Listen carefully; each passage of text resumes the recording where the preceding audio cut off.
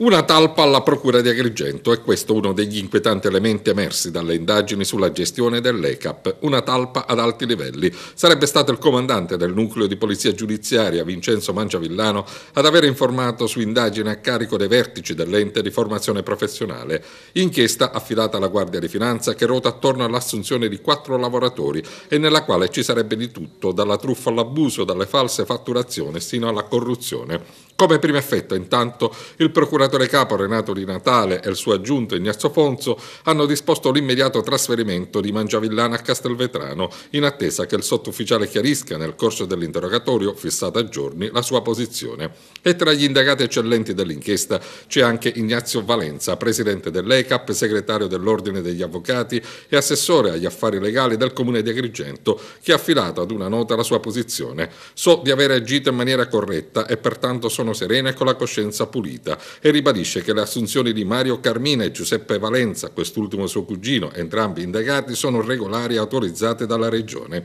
Anche quella, prosegue Valenza, della moglie del maresciallo dei Carabinieri Antonino Arnese, comandante del nucleo ispettorato lavoro all'associazione Ollus Casamica, di cui lo stesso Valenza è presidente. Valenza si dice fiducioso di chiarire tutto e nei magistrati che lo indagano. Ormai da tanto tempo addietro, circa 3 lustri fa.